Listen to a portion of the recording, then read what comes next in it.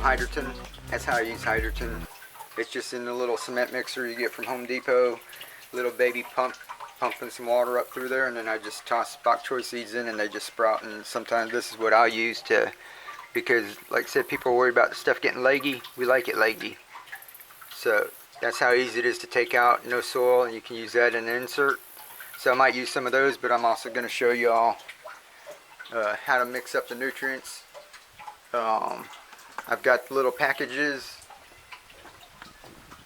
I told you I'd get some nutrients. This is all the master blend, and what I'll do is send it to you in A, B, and C. This is the tomato fertilizer. That's the calcium nitrate and Epsom salt, which y'all can get Epsom salt just up at your local drugstore and that, but I'm just so you don't have to run out and get anything. I'm going to send out a sample like that, so anybody that wants to try it, you can get that. Fill up a 5-gallon bucket with it, and you'll have 5 gallons that you can, let's get over here, you can get started. You know, that's like 3 quarts right there. This one was 1 quart, or half a gallon, I think 2 quarts. You know, whatever your orange juice, that's an orange juice container, Tropicana. So if you want to give it a try, like I said, this was, see, I didn't even use a net cup on there. That's just the pool noodle. I'll pull it out because I'm going to harvest that and eat it anyway. So see, that's just the pool noodle without the without a net cup or without a Dixie cup or anything. So that's a free container. I just painted it, you know, a metallic color to reflect the heat, and then use that pool insert. And you know, there's 2 pieces of Pak Choi in there that we're going to harvest tonight. But what I'm going to do is mix up some of the nutrients, show you how to do that when you get it in the mail. And then these are our little Pak Choi plants. We'll use some from there. These are about ready to go.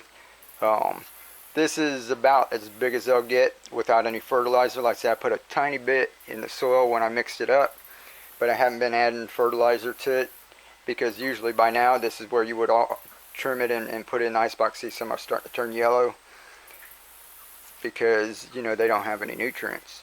So if you're growing microgreens, you really don't need nutrients. You can get store-bought fertilizer and just put the tiniest little bit, you know, in your soil just to get them going. And then you've got microgreens, and all you use is water and a $1 container from the dollar store, and you've got microgreens. So we're going to take these guys and actually pull them up and take a look at this one over here. Oops, they need some water down there. Oops, sorry about that. Yeah, see those guys? They're all ready to harvest. That's like, there's like 2 in each one of these. 2 or 3, 2, 4, 6, 8, 10, 12, 14, 16, 18, 20, 2, 4, 6, 8, 30, 2, 4, 6, 8. Was that 38 of them right there? We're going to harvest those, put those in the icebox. Those would be good for a couple of weeks in the icebox. They'll stay crisp like this. Seeing the temperature right now is like over 90. The feel like index is like 105 out here.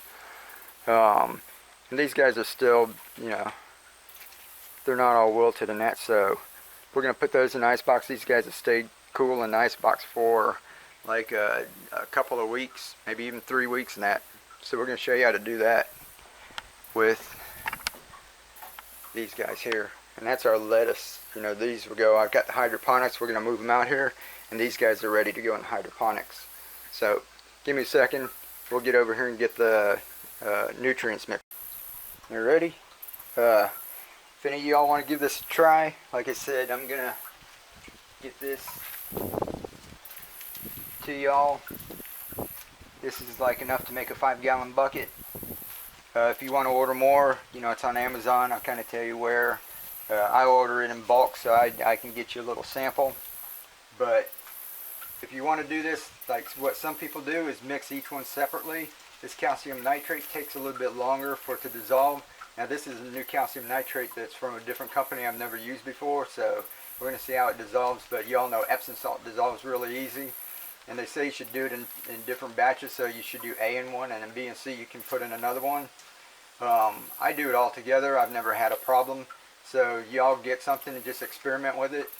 If this is having a hard time dissolving, just let it sit for a day, you know, mix it up and get ready for the next night. But we're going to do things the easy way. Like I said, if you can get into hydroponics and you can get into, you know, net cups and pH meters, and there's a whole slew of things, and it is really mind-boggling in that, but you can really grow a lot of plants in it. You know, it's a really cool hobby, but I'm trying to make things as simple as possible so that people, you know, the normal person can go out and for, you know, a minimal amount of money can grow some plants in that like this. So, you know, I try to make it as easy as possible, but you'll get something that's you know, just put it in there. And like I said, if you want to mix these in a separate one for this demonstration, we're just going to do it all together.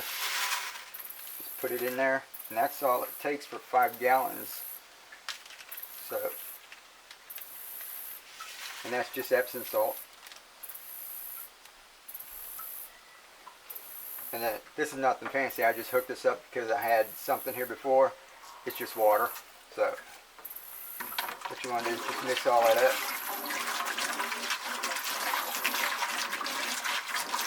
Once it starts to mix up, you just turn it on. You know, if you just have a hose, just, you know, just get your hose, just kind of get it all mixed up in there, and let that fill up to the top.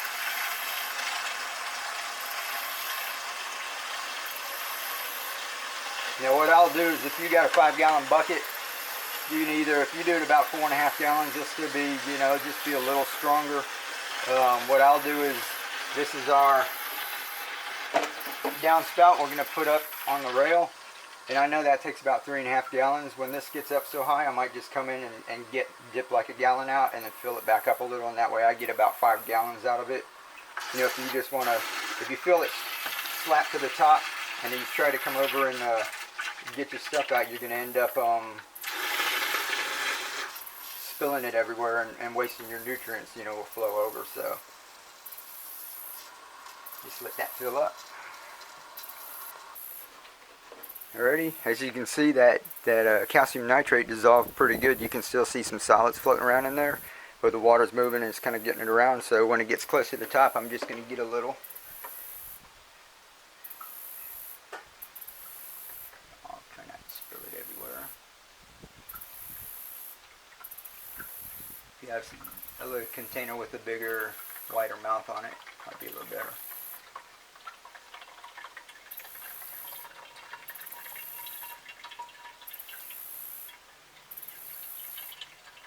Alright, so what I do is get about a gallon out of there. Probably come back and get a little bit more. We'll take that over, and then I'll take this and turn it on and just let it fill back up, and then I know I've got about 5 gallons in there without filling it to the top and having it overflow. You know, if you can pour it into your container, that's fine, but I find that's the easiest way for me without losing any nutrients.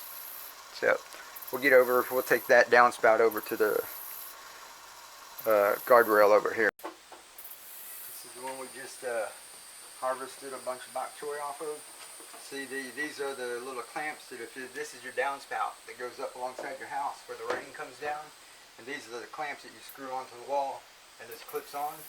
I just screwed a couple onto my guardrail, just 2 screws, and then that way you snap that in there, and it kind of holds it in place.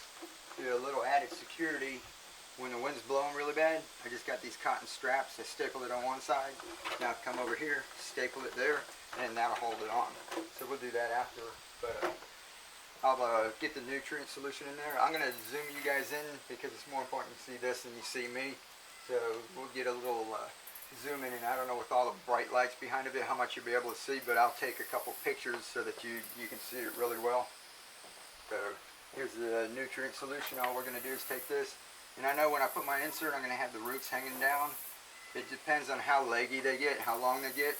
And you want to really, you want the most you can get in here at first, because you won't have to come back. If you fill this thing up, that thing's going to last for almost a month with these little sprouts not drinking that much water. It'll last almost a month without you having to even open it or touch it. So I'm going to fill this up as much as I can. Like I said, we're just going to pour this in. Like I said, I'm just going to keep filling until it gets to the top. So I'll go ahead and fast forward to that. But then when I start planting these out, maybe we'll do that in real time so you can see that this really doesn't take all that much time. So let me do this. And then we'll fast forward.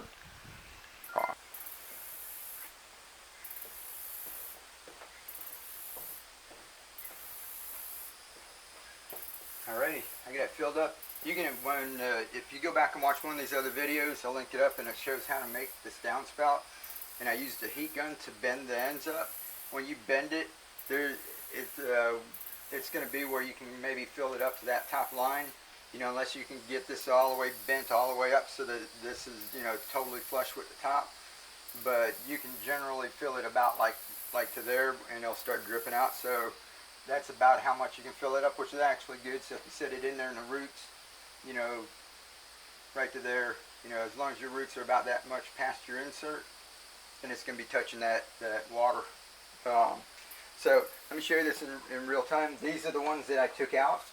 Maybe I'll show a little video when I came through and just cleaned them out. The last Pak Choi were in those. Open it up, just toss the roots out. These are the same ones. I'm going to reuse it. So whoever, you know, inspired me to use these, you know, it's just a pool noodle. You know, there's a little piece on it, you know, like that. I just cut a little chunk out, and I use that piece to fill in that hole. And then there's a little space left in there, and that's where you want to put your little sprout.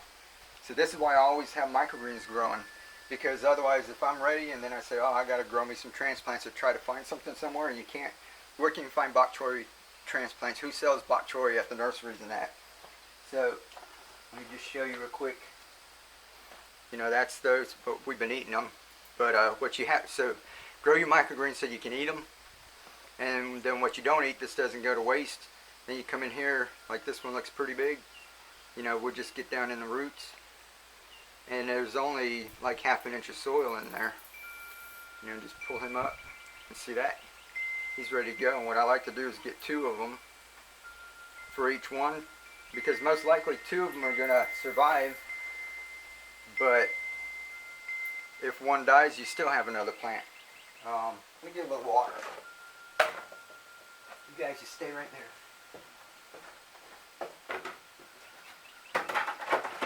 And I'll talk. But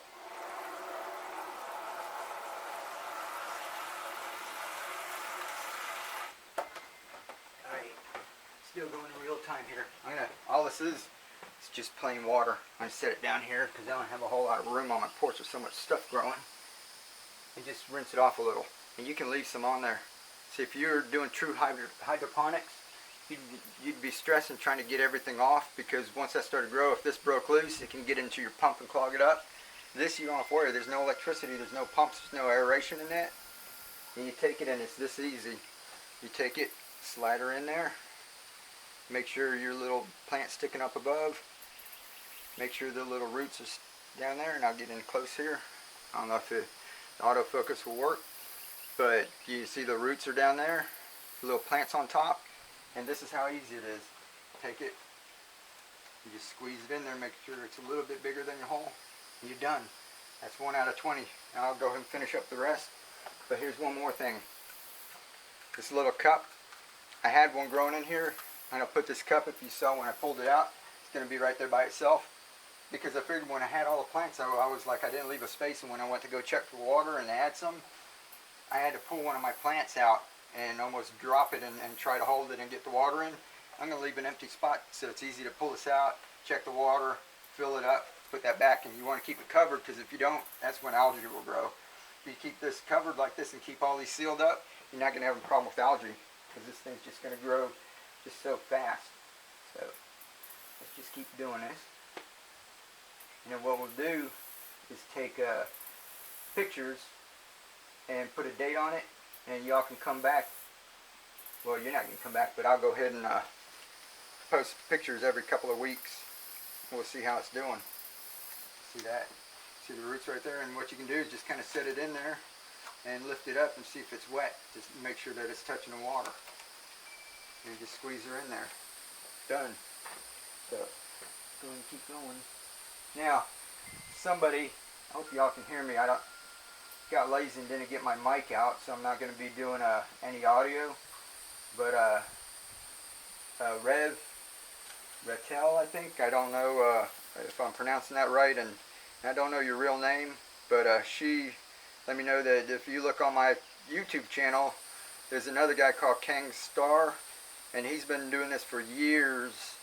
Mostly indoors, but he grows all kind of microgreens. And she just showed me that he did a little experiment, and with this master blend, He has clear containers though, and he was doing it under UV lights in the house.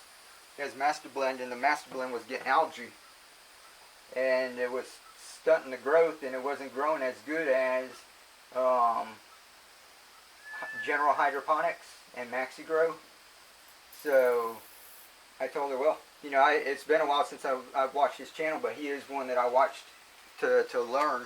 So I went and checked it out, and I was thinking of trying general hydroponics. I was talking to another hydroponic grower who's doing some. If you see my hydroponic setup, he's got one like that, and he uses that. So he said he's been having good results, and he likes it. So we're always experimenting. We're willing to try something different. You know, the reason why I use the master blend is because the people that I looked at, if you look down in my YouTube channel in the playlist, they'll have other people that do the same thing, and I have a couple people linked that I watched when I was learning, and they all seem to use the master blend and mix it up in those proportions, and it always worked for me.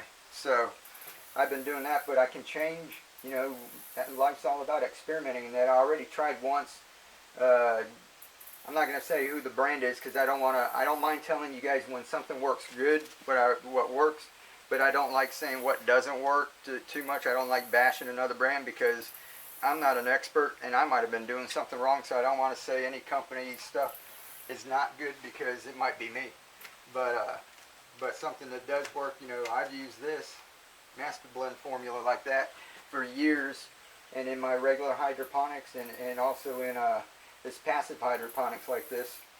So that's what I'm sharing with y'all, but I'm going to go ahead and order some of the general hydroponics. Small bags, maybe, I think they've got 2-pound bags. I might go ahead and order one of those and experiment with it.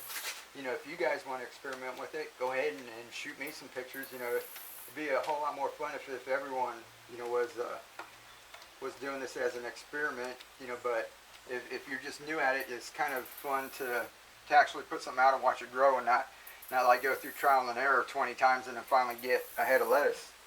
So, you know, I'm the one, I've been doing this, and what I'll do is if I experiment on some, I've got enough of a setup where I've got my stuff that's growing, like the whole thing of Pak Choi down there, where I'm not worried that if something happens to this, and I've got that Pak Choi growing, and I've got more Pak Choi growing on the table, you know, that I'm not worried that if this doesn't work out. And actually I did that with another fertilizer. It didn't really work out, but I don't stress out because I'll always go back and do something else, or I'll just eat basil, or I'll just eat something else or chard until I get some more Pak Choi growing. So yeah, check out Kang Star. He's got a ton of videos. Like I said, he's been doing it for years, and he does them in the little Dixie cups and everything. But you know, y'all come back here, I don't think there's anybody that's growing it like this and getting 38 or 40 plants out of a little 8-foot section. You know, everybody's growing them in one little container and growing a head of lettuce, or a little container, a box like this, and growing 4.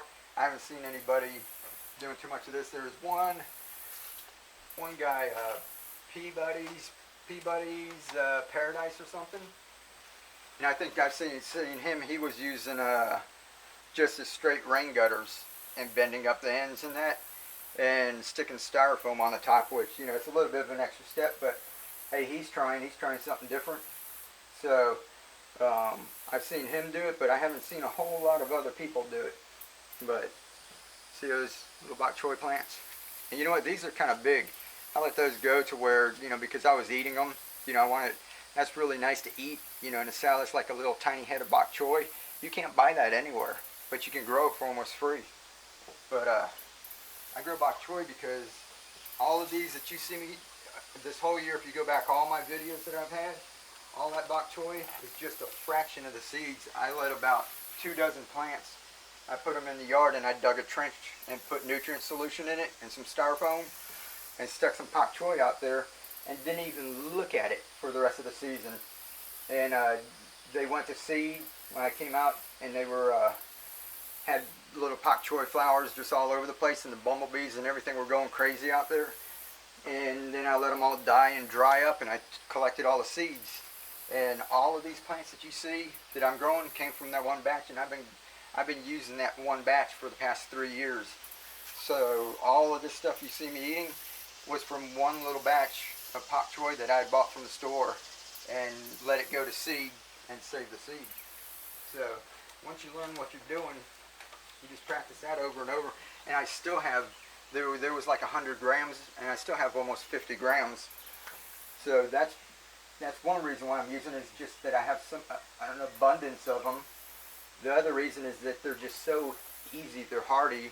If you saw that little cement thing with the hydrogen that I showed you, if I just get a little half a teaspoon of Pak Choi seeds when I'm walking by and just toss it in there, 3 days later I'll have a sprout that's big enough, you know, it won't be like this. I'll go grab one for you. We'll actually put one in here. So, I'm still here. Don't worry, I'm just going over this way. But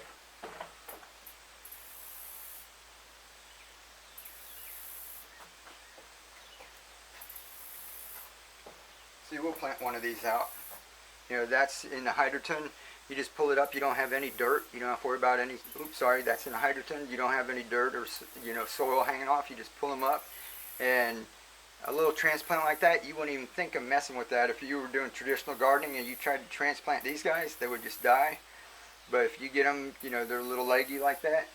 Like I said, that's what we like, because you can get them in this insert, keep the leaves up above the top. You can see one right over here. I don't know if the camera can see that right there. And then see the roots coming out the bottom. So you don't mind it being leggy, because you want the roots to hang down there. And see that little teeny baby plant? You can't do that with traditional gardening. That thing would just die. But I'm going to take him and set him in there. So, yeah, so like I was saying, you know, the Pak Choi is just so hardy and so easy to grow. I'm not a master gardener. I'm not an expert. I'm just showing you what was easy for me. You know, people come on and say, oh, you need this, or you need lights, and your things are leggy because they need lights and this and that. I'm like, no, they're leggy because I want them to be like that. See, if they're leggy, I can get this insert. If this was just a little 1/4 inch or 1/2 inch, then, you know, I could have them a little shorter. But because I got a 1/2 inch thing, because I'm not using a cup and I'm just squeezing, see that little rim? I'm just squeezing it in there. I want a little bit of legginess so that it'll go past this 1 inch and then down into the nutrient solution. So, you know, we're doing things that traditional gardeners don't like. And if you go into the hydroponics shop to go get your nutrient solution, or if you want to use the inserts, or you want to use cups in it, you go in there and you tell them what you're doing. They're going to say, okay, you need a pH meter, you need to check you need pH up and pH down, you need net cups, you need hydrogen, you need, you know, they're going to tell you need a pump, you need just, and before you know it, you're hundreds of dollars in, and you're growing, you know, $20 worth of plants. You know, you just, they'll tell you you need all kinds of stuff, and you tell them, well, I'm going to try this. I saw Mr. Doozy doing, and he doesn't use any of that stuff. He said you don't need any of that stuff. And I'm going to try it that way, and if it doesn't work out, then I'll come back and get the grow lights, and then I'll come back and get the hydrogen, and then I'll come back and get the other stuff. But I'm going to try it this way first and see how it goes. Because if you do it this way and it doesn't work, what have you lost? You know, going $15. And this is a $15 downspout. It's actually 8 feet. They come in 10-foot sections. If you cut them like 30 inches, you can get like 4 of them out of each one. So you're talking about $4, like the one you see me grow the amaranth in. So you're talking about $4 and like pennies for your pool noodle. I think I cut, you know, 48 or 50 of them out of one pool noodle that cost $1. So that's like 2 cents a piece. And y'all see just how easy this is. You know, they make hydroponics just so difficult and all these things. And if you're doing it the traditional way, like I said, I've got a hydroponic set up with a pump, and it runs through. I'm going to take it and put it back up here for the winter time, because the sun comes through on this side and does really well. But not everybody has the luxury to do that. And just the pump, you know, is like 40 or 50 bucks. The pipes and everything, you know, come to another $100, and the reservoir that I had in there, you know, another $100. You know, so if you want to do all that, that's fine, that works. But if you want a simple passive system, if all you're worried about is coming out and just getting some leafy greens to eat, this is the way to go. And once you guys try this Pak Choi this way, you're never going to go back to anything else. Let me do one of them like this and just show you, because you can do this. You don't want them all to grow this much, because I've done it one time.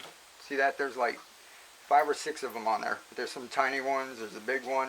You know, if you want to put those in there like that, and then when it starts to grow, whichever one's taken over, then thin out the other ones, you know, just to make sure.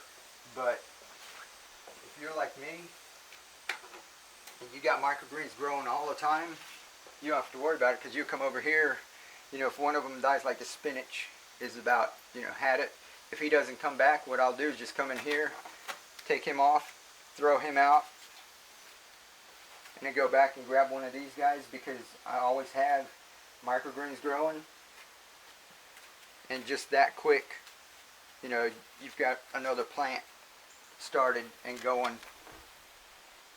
So, you know, that's what I do. So if like something comes through, a grasshopper jumps up here and goes munch, munch, and eats 2 of them, I don't come out and freak out that it's gone.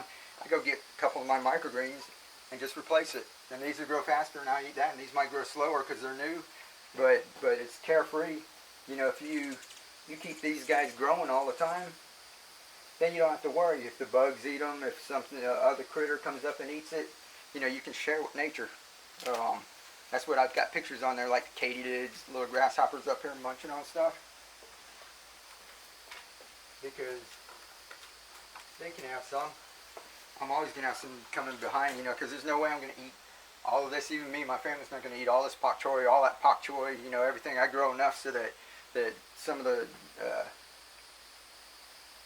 native insects and everything can eat some too. And like I said, in some of these I grow as sacrificial plants. I just grow more so that if the bugs do get on it, I've got backup. But then I don't grow enough to feed the whole neighborhood. So, well, let's see, I don't know how much time that is. I'll take a look at it. But I filled that up with nutrient solution. You all saw me mix that up. And see me plant it out. You know, no big deal. So, however long that took. And I got one here to check my nutrient solution. But mark this date, and we'll keep coming back and taking a look at that. And if you come back and it looks like they're all like one height, and then like one's shorter or one's a little different, it's because something happened to that one plant. Like something would fly up here and eat it. And then I just came by and just replaced it just like that. So, but for the most part, like that other one you see down there, they're all going to grow the same. So we'll see how quick that grows. It's a little tough. Like I said, it's 92, 93, and the feel like index is like 105. So it's really tough growing leafy greens, and that's why we're in the shade. Get a little bit of morning sun, then the sun moves over this way and we get indirect sun. And that's why I was bad. I said I was going to harvest all this basil, and I still haven't did it. You know, I've been cutting a little bit off of it. And so I need to come back and just trim this all down. This update from last week. Water's still up to about here. Haven't done anything. So this is going on 3 months. No new nutrient solution. I haven't added water. Haven't done anything to this, and it's still growing. I promise you I will cut that down, and then we'll just let it go.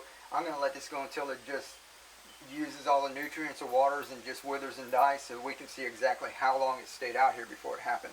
So, catch you next week. Keep on growing.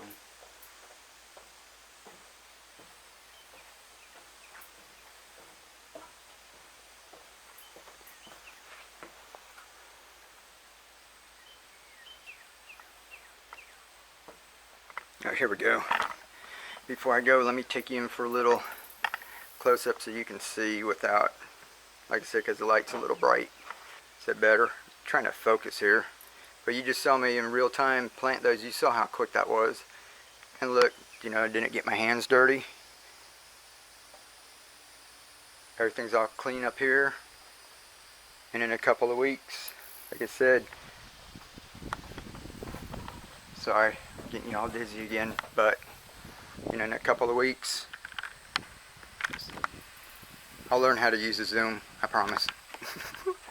And in a couple of weeks, you know, we're gonna have that. So we'll keep you apprised how long it's taking. Y'all get out there and grow something